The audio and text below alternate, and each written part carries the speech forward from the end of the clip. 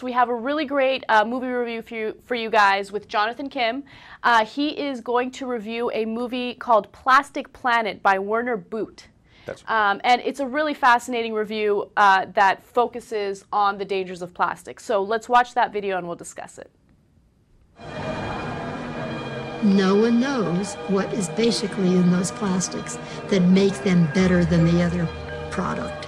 But we do know now, because there have been some independent researchers who have gone out and paid chemists in independent laboratories to begin to look, that there are certain chemicals coming out of these bottles. I mentioned fire retardants before.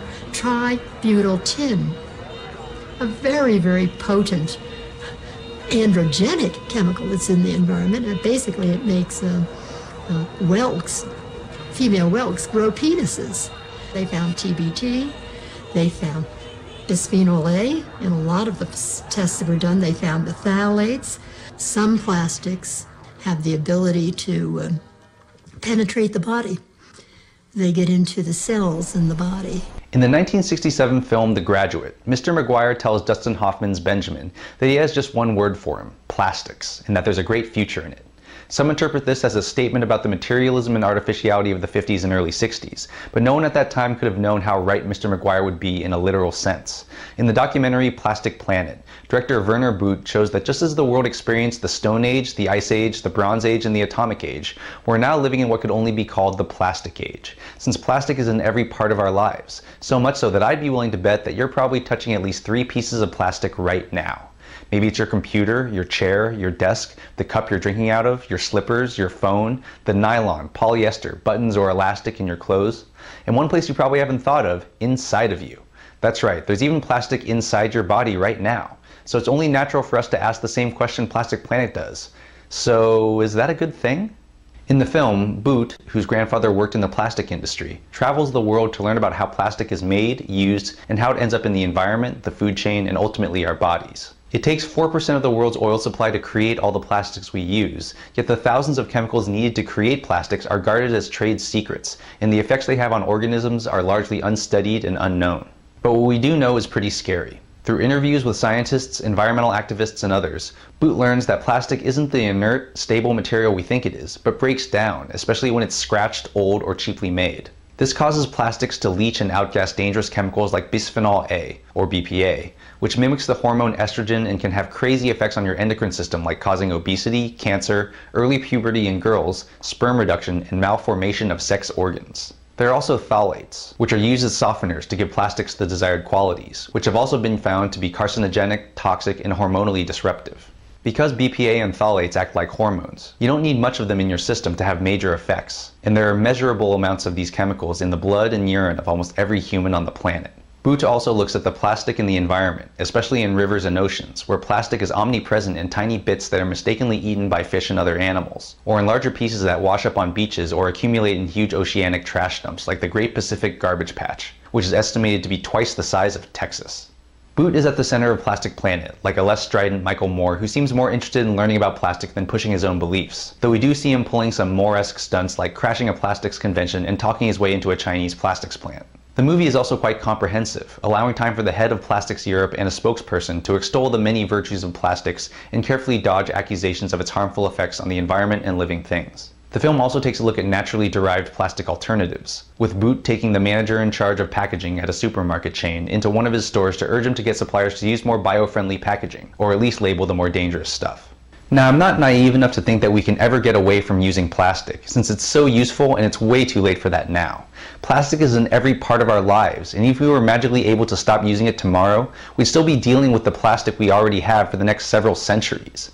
But Plastic Planet asks that we be smarter about our plastic, what's in it, and how it affects us. We need to use it less, meaning no more plastic grocery bags and bottled water, and by buying food with less packaging. We need to be more careful with the plastic we have by recycling it, getting rid of it when it's scratched or cracked, and keeping it away from young children, pregnant women, and the environment. Plastic will certainly be in our future, but we need to decide where, how much, and the consequences. I'm Jonathan Kim, and this is a Rethink Review. All right, Jonathan. You know, what really strikes me from that review and from that movie is the level of ignorance that surrounds plastic. I mean, for instance, there's this huge misconception about drinking out of water bottles. People think that it's healthier than drinking tap water, but, you know, according to movies like this and according to the information, that's not the case.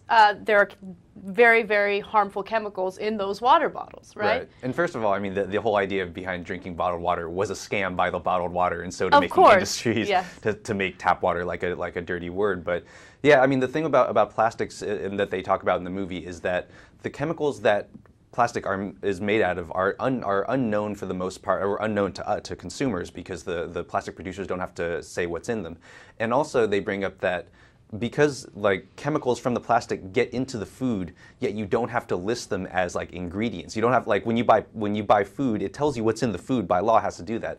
But the packaging, it doesn't. And there's different grades of plastics that leach or outgas different chemicals, and we really should be pushing to know what those are. Of course. So it's important to have regulations so we know what type of chemicals are going into our food because of these plastics. Now, is there some sort of plastics lobby that is preventing government from doing that?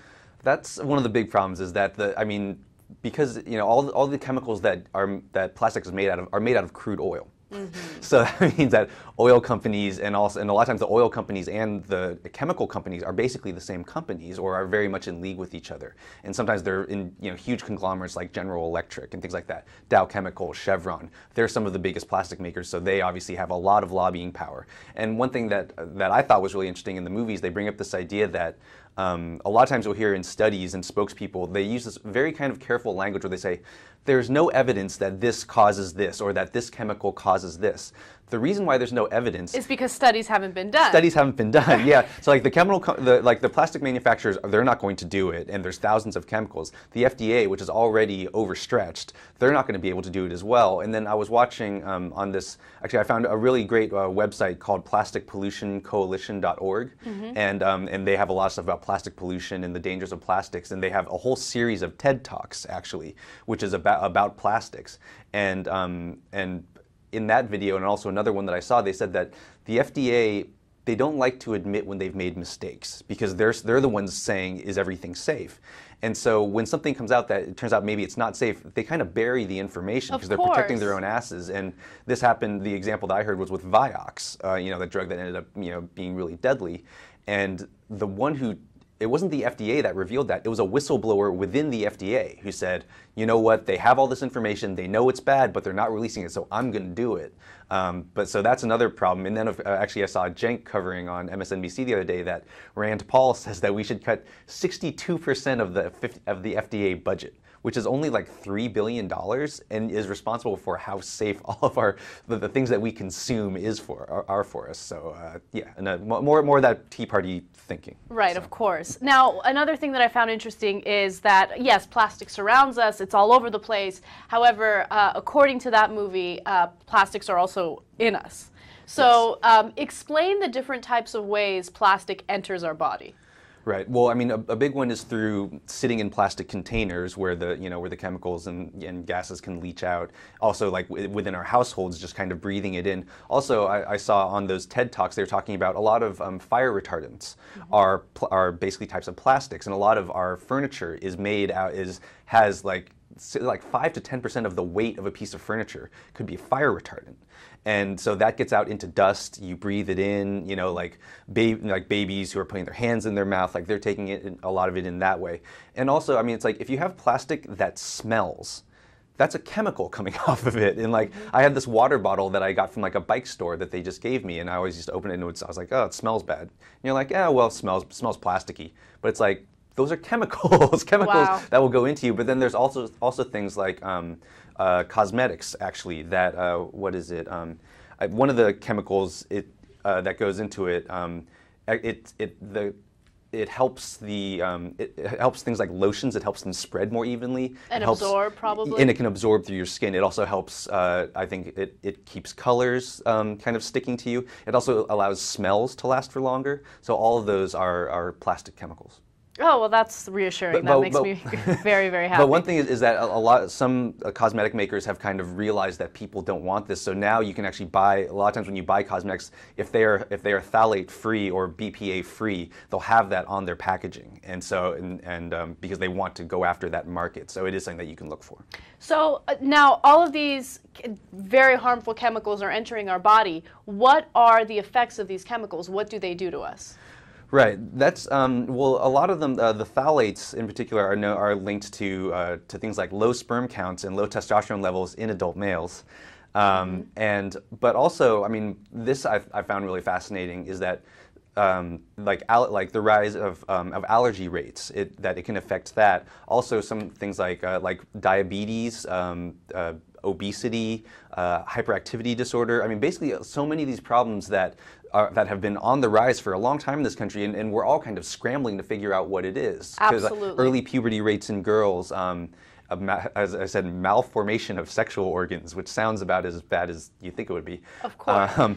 But yeah, that all these things are on the rise, and we're all trying to figure out what it is. Also, infertility rates, and we've won. Is it like high fructose corn syrup? Like, is it just increased sedentary behavior and stuff? But the idea that these chemicals that work on a hormonal level, which is not, it's not like, oh well, you have to have a lot in you before it kicks in and starts working. If it's working at a hormone level, especially when you're a fetus or a baby, or you're a mother, where where you're ingesting a lot of these chemicals, they accumulate in fat. And so they'll come out like in breast milk, they go into the fetus, and those changes early on in life can affect the whole rest of your life. It's really fascinating, and it goes back to the level of ignorance that we all have when it surrounds the issue of plastic.